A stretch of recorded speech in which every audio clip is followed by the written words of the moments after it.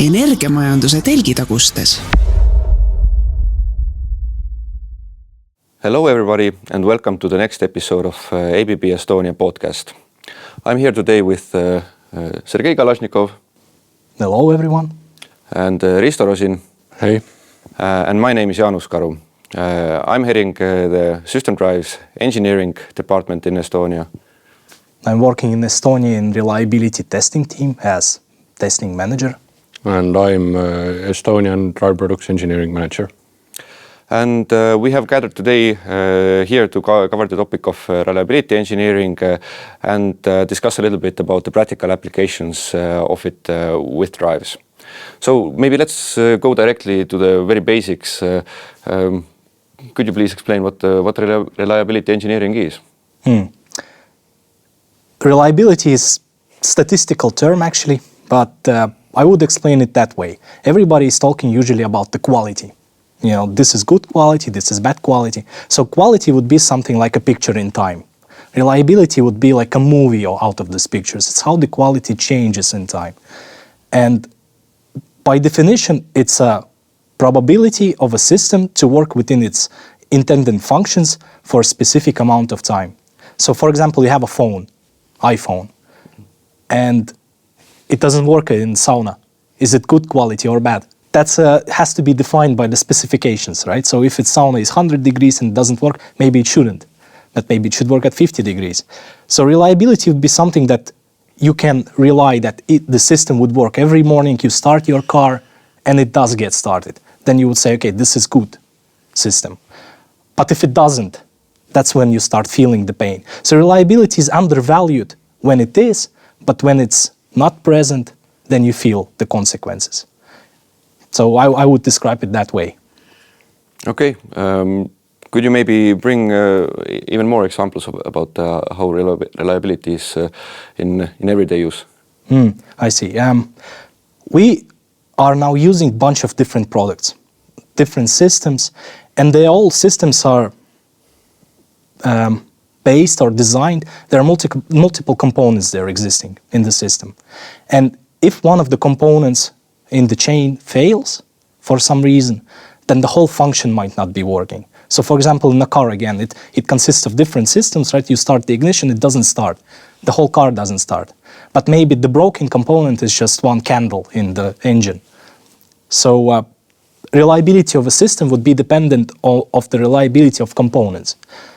And whenever you are using something more complicated, consisting out of multiple devices, multiple components, this is where it comes this reliability engineering in hand, or where it was already, people already thought about this. So what you're saying is it's more relevant in bigger systems. The bigger the systems, the more complicated the systems, the more necessary it is to turn your attention to reliability as well, right? Definitely. The more links you have in the chain, the higher probability that one of the links will fail, which might lead to the whole system failure. So in that sense, you really need to understand how your links, how they are performing, and then how their interconnections are performing. And we're talking about the failure. By this we understand that when we say, oh, this phone broken, right, or something has broken, it doesn't work anymore. So when we say that, we meant that there is in a device, there are multiple components, and then for every component, there is a specific normal stress that the designers kind of thought through that, okay, people will use it like that. And then there are internal strength or durability. So when the stress is higher than the strength, then the component or the device will break. It's not always the same in sense of the margins or the levels. There are certain variations, but nevertheless, that's when the stress is higher than the strength, things break. So example is, let's take a hammer and then let's hit the glass. So will it break? How do you think? Mostly, I think it will. Yeah, but we need to define, of course, the details, right? Because it can be glass or bulletproof glass, and it can be a hammer that is from the kids' toys. So in this science, there is, of course, quantifications. It's all about the numbers. And when we are talking to the approach to our products, we're having different kind of stresses: mechanical forces, electrical forces, thermal, chemical, and then radiation. So for example, if you have a device and it's constantly shaking, then you know that, okay, it doesn't look nice, so it might, something might go wrong there. You don't know exactly, but even from your gut feeling, something is wrong. So we try in this activity, in the engineering, to understand what are the weakest links in our products by how the customers are using them, where they're using them, because we know the conditions. And by finding what breaks first and then changing this to more robust, we make the whole system overall more reliable. So I hope that gives you a good intro. Yeah. And on top of this reliability, we can also link it together with sustainability. So the point is that if the product is not breaking, we don't need to buy a new product. It's that simple. If you need to buy a new product, raw materials are used, everything is used. But if the product lasts longer, then this material will never ever be used double. So this is a really important link in the sustainability also, why we need to have reliable products. And in a way, this assessment allows you also to understand what parts in the system need to be replaced at what point. Right? Your car, you go to the maintenance, on one specific time they give you one package of services, another time they give you another package of services. It's because they know what is the probability of that this specific component or bunch of components would start influencing your system, that it would start aging faster. So basically through reliability testing we already have the understanding when something might break or might need changing. Because in there we would define the lifetime of components. And the lifetime would be how long could you use it in specific conditions. And if, for example, you start using it in higher or elevated conditions with the stress, again, example with the phone and sauna, then it will still last, but for example, out of 3 years, it will now work only half a year because you're using it in desert or somewhere. Actually, this is if we took a car as an example. If you look at car service manual, there is actually written down the oil change interval, if it is done rough driving or regular driving. So this is kind of this reliability or this testing is so embedded into our everyday life that we don't ever link it that it's somewhere done. So where this comes from? But this comes from this extensive testing also in car manufacturing. Mm-hmm. All right, but we are not talking about reliability testing for the purpose of it, but we'd like to go through, or let's say, tackle it from an angle of product reliability testing, and we are manufacturing drives in the divisions that we are operating. So maybe a little bit of introduction, what exactly a drive is. Yeah. So drive, in essence, variable speed drive. Basically, it's a device you can control the motor speed. In essence, that electrical motor speed. So by controlling the motor speed, you can save energy. You can have, whatever you run, it is run in constantly optimal mode in that sense that you don't ever use too much energy. So quite simple example. There is a drive in an elevator. Every bigger heat ventilation system has a drive in it. So every bigger building has a drive in it to control the air motion and everything. So the drives themselves, they are everywhere around us, but we don't see them. All right, but maybe we could go a little bit more into detail how this reliability engineering is actually conducted. Sure. Yeah.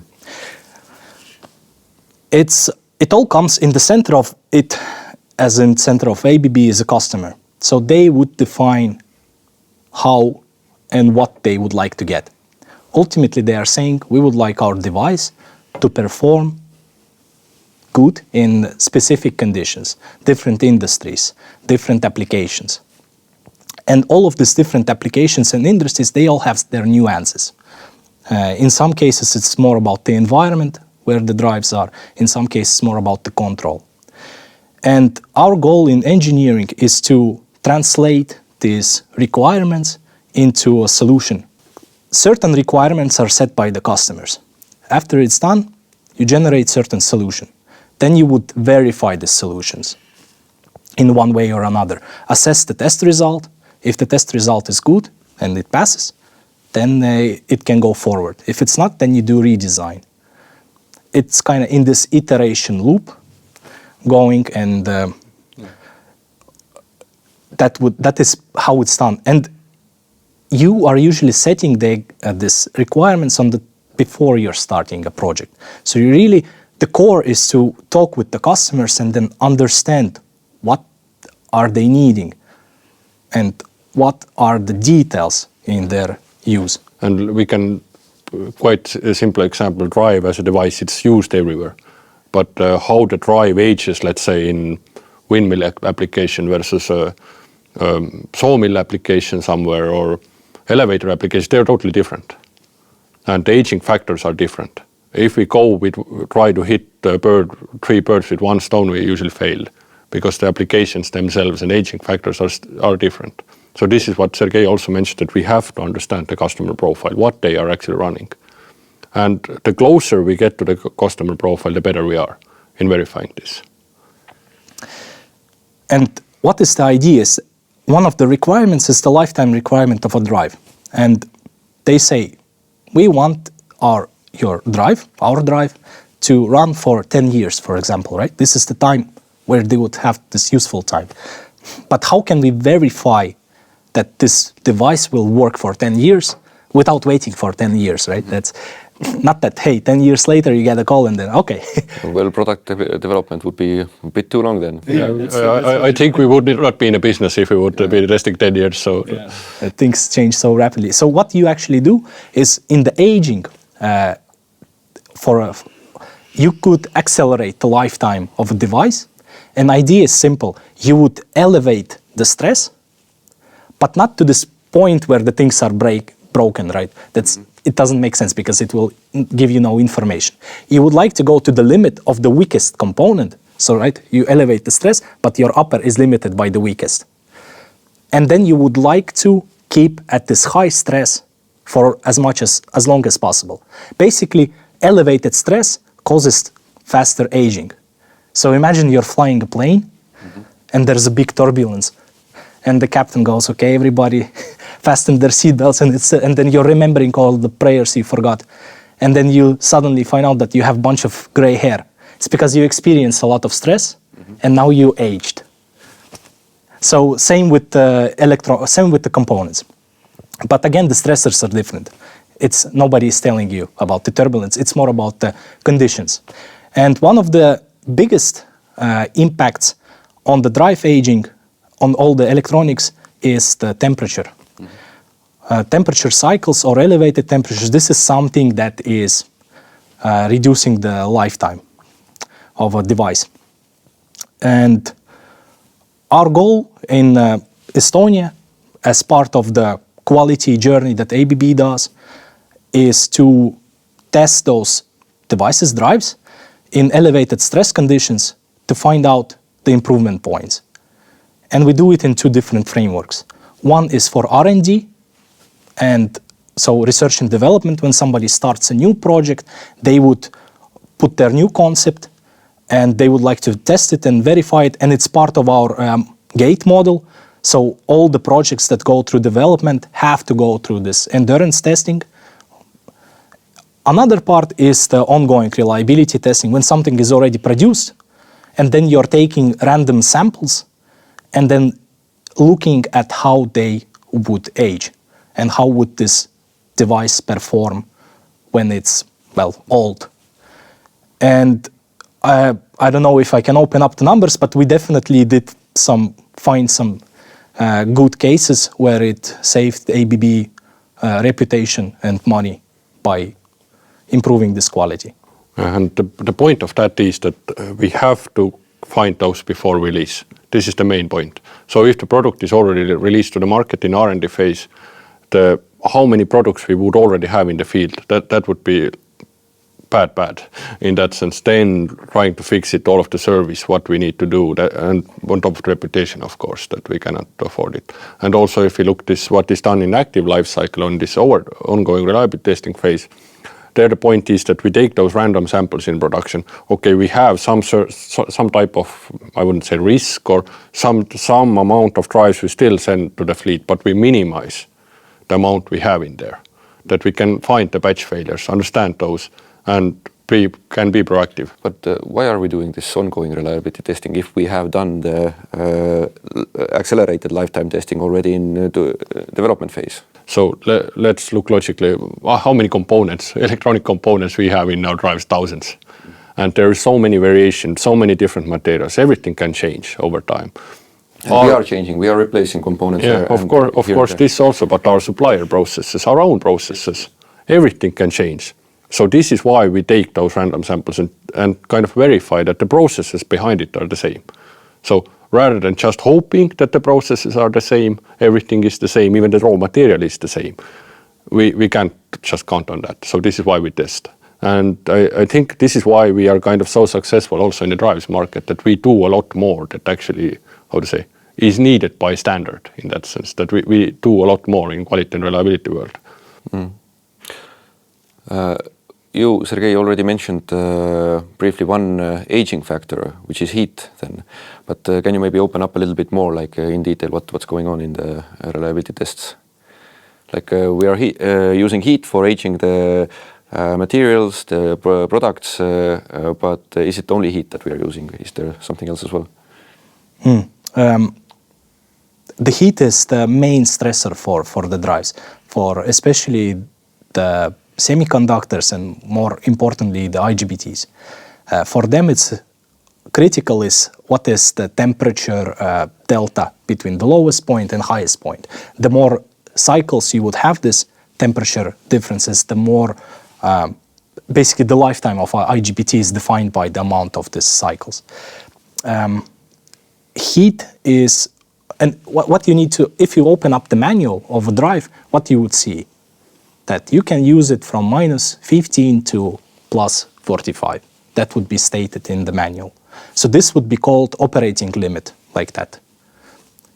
There is something else, it's called the destructive margin. It's a bit wider. In this area, the drive will not operate, for example, anymore. Or this is allowed limit, then operate limit, then destructive limit. It's an example. If you would go over the operating limit, it stops operating. But then when it cools down or goes back to the limit, it starts working again. Now, if you go over the destructive limit, there's no way back. It's now not performing anymore. It's destroyed. Destroyed. So what we do is in R&D also, you want to define those limits, right? When you're defining the limits, you're finding this fringe point, when you can actually, where the device is operational. So when you are doing the tests afterwards, you would go to this point, and then you would either stay there for too long, or you would have the fluctuations in the temperatures. So there are two types of stress you can have. You can have either absolutely high temperature, like you're in desert, and there's no humidity, right? And it's very hot, and there's a lot of dust. So in that application, you need to verify that you are able to work in those conditions. Or it can be some application that constantly stops and starts and stops and starts. For example, elevator. Hit the button, starts running. Hit the floor again, starts running, and so on. Those two different profiles would mean different approach to the test. However, not all of our drives have this specific customer profile. In some cases, more generalized. So what we do is we use a specific model to understand how the materials will perform with this generalized profile. And we do see a correlation from the field, failures that are happening from the drives that were sold 10 years ago, and the ones that we are testing now, but let's say didn't have major design changes. So the model is not extremely accurate, but it's accurate enough to give you the area to look at. I think I cannot say the numbers, right, how high we go or how low we go, but one of the popular tests is called THB, temperature humidity biased. Your device, components, boards are placed into conditions where you would have 85 degrees Celsius, 85% relative humidity, and also the boards will be powered up. And in that conditions, they have to work either 500, 1,000 hours or 1,500 hours, depends on the approach. And if they did, that's good. If they didn't, then you start to understand why this happened. And you would really like to find the root cause. That's the most important. Because again, it's just system broke. There's a specific small component broke. And the variations can be very different. The root causes can be different. So it's tricky, but at the same time, it's possible to do. And we can also come then maybe to this like active life cycle or the maintenance of the product. If the product is released already on the field and we have done all of our testing and everything is, but the reality is that nobody is 100%. Always something can fail. So what already Sergey mentioned, this failure analysis and understanding of the root cause of the failure, this is not only in testing. So the same thing is actually on our products that are on the field. So something happens in there, we have to understand why it happened. And in there we can go really deep and to the component level, understand why it fails, and from there we can improve. So this is actually kind of this reliability. This is not like only testing, nor it is not only the theory behind it. It's so complex topic. So it is like it starts from R&D, it is active life cycle, and we end up also into the preventative maintenance that we already discussed in the beginning. So let's say a fan or whatever that doesn't run maybe 10 years, as the drive runs 10 years, but we shouldn't replace the full drive. There's no point. So we only replace the fan. And then we make those from this testing, those theory, find those, how to say, those cycles when we need to change something, when we need to change components. So our service will go there, change some components, drive will continue working. So.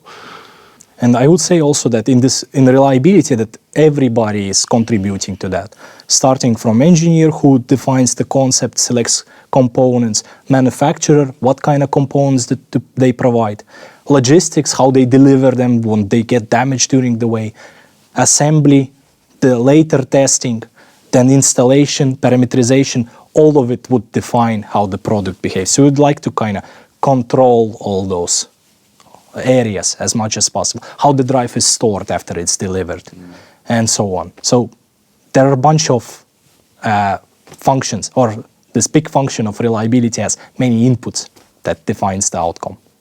Absolutely true. You already mentioned a little bit about component. So coming back to this, we're not testing only system level, right? Of course not. So like also that what we do here in Estonia locally, this is only one small portion that, so each and every site, but of course the component level testing. So in some cases it doesn't make sense to test the full system because it's just too time consuming, too expensive, whatever reason. So you will get a lot better results if you test only a component.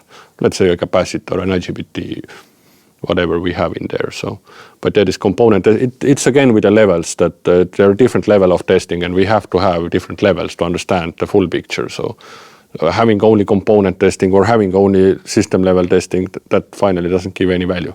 So you have to have all of those pieces in place to have the really good product finally out.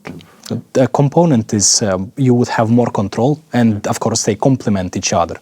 And one of the way you could do component testing, for example, is that you would like to find your sourcing partner, who would be your main supplier, second supplier, and etc. And you'd like to see how their solutions, products are performing in the same conditions. So comparative testing. Comparative testing. And from that, you could select the best, like number one, number two, compare other inputs, pricing, availability, think with your plans, and then based on this information, you could make a better decision. So ultimately, we are generating information for decision making.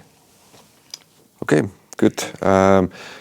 We've talked about accelerated lifetime testing and ongoing reliability testing. There's also highly accelerated lifetime testing and maybe other procedures as well. Mm-hmm. Can you maybe open up that a little bit as well? Yeah, different kind of abbreviations. Yeah. HALT is the accelerated limit test. Is the one that you do when you would like to find the limits of the device, where it's operational and destructive. That would be the one. Then stress screening and but the point is, those are just kind of tools in the hands of an expert, right? Who has different methods, like the fugu fish. When you start preparing it, then the guy is using, 100 knives, but the more master he becomes, he starts using only one knife. In our case, it's vice versa, right? So the better master you are, the more methods you will be using, the more different angles you will be seeing, the more things you will be reviewing. If you're a smaller company, then you have like some IEC standard, you comply and then straight to market. In our case, we would like to really give a promise to the end customer and have the confidence by ourselves that the things are working. So the tools are more of, let's say, they change and and they evolve in a way. Yeah, and testing is one of the tools. So one of the tools. And there we find what failed. What becomes of this finding afterwards? So that is usually, so what failed is, to be honest, if you go to this failure analysis or this, that understanding what failed for electronics, electrical engineer, it's not that tricky actually. What failed, find a component, go forward. Important thing is we have to also figure why it failed and how it failed. Then it gets finally tricky to understand all of the influences surrounding why this went wrong. That finding a component, what failed, simple, going there. But this is where we also try to aim to understand why and how it failed. And from there we can actually start implementing those improvements to our products. So what failed means that we are replacing finally the same component with another same component. It will fail again. That doesn't make any sense. If we go high and wide, we can use a better component in there, which is more durable, whatever. So this is the point, and this is where those design changes and updates come, and the products are evolving constantly. So. And it might be related to the process surrounding around it. Yeah. Maybe the installation is wrong or not. It's you really have to look into the specific case. But ultimately, the end destination would be to improve this area. If you found the weakest link, you would like to improve it. How you improve it, it really depends on the matter. So actually, it's quite funny. From my kids, I have even seen how the products evolve, even from my kids' Lego Duplo toys. I have one that is like 10 years old, the same piece. And if I compare the two pieces, they look exactly the same. But there is one plastic insert in the newer one, which is made of a stronger material. Because the older one, it wore out. It didn't work anymore. So it is like quite cool to see even how, let's say, even Lego is doing this like continuous improvement for their product. And this is like what we do also the same way, that we continuously improve our products. All right. Is there anything else that you would like to highlight to the audience about reliability engineering? Maybe that it's worth mentioning that Estonia is one of the biggest facility in drives, or actually maybe the only facility in drives business that has that many accelerated lifetime test setups.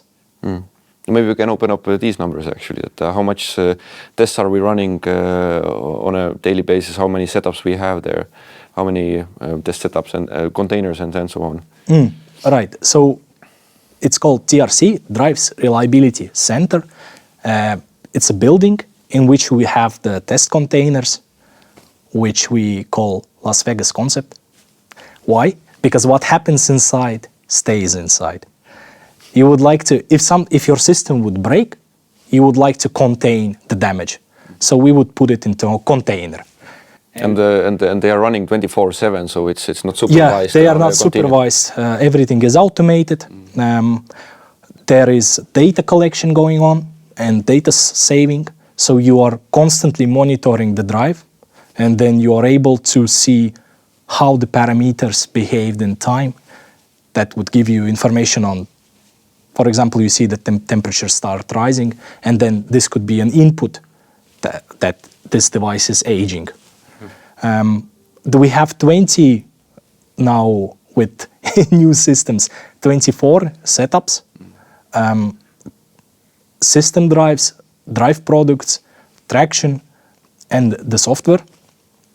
And totally we are running for let's say the hardware tests, we're running more than 300 units per year, which gives us roughly 100 different unique faults, that some room for improvement. We find software bugs as well.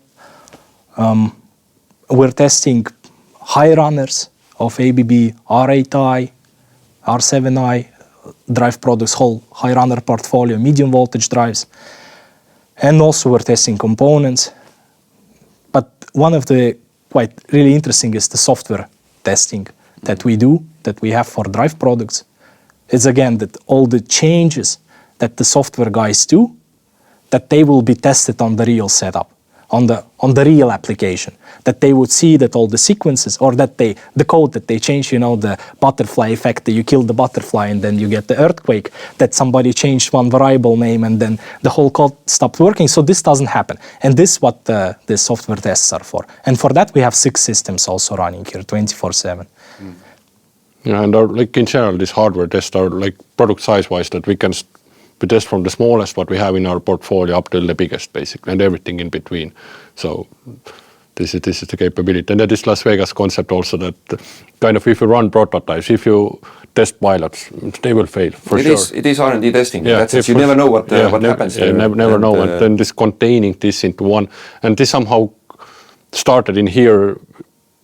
Kind of a coincidence that we went to the sea container. We didn't think so. It was a nice and easy thing to have, but now as we have evolved, we have seen that it's kind of the best thing. It's a modular solution. Yeah, modular solution and really easy to utilize that. And it has had its payback as well. In one case, one of the drives actually failed in the test setup. Yeah, fire didn't come out, so it was only contained in there. And afterwards it was just a refurbishment and tests continued. Yes. Exactly. What's maybe something for a key takeaway for the audience? First of all, reliability is something that you have in your common life and that you don't appreciate until you lose it. Then the activity, I would say, the bigger the company is, the higher probability that they are doing these activities, as the cost of poor reliability is then, and the impact for the business is a lot higher for a bigger companies than a small startup. I kind of support this Sergey's method that we kind of, as we work in ABB, and we have to kind of all understand more that how much work we actually put into this reliability and how big of an effort we actually add in there. It's somehow done on the background. Most of the people don't know. But this is why we are actually good. This is why we are one of the best or I think we are the best on the market in that sense. Seems a simple thing that the product will kind of last, that doesn't break down, but how much effort actually is put in there that it will not break down. Yes. All right. I think we can conclude the session for today. Thanks. Yeah, thanks. Okay, I think we can conclude today's session. Thank you everybody for watching and listening. Until next time. Energiamajanduse telgitagustes.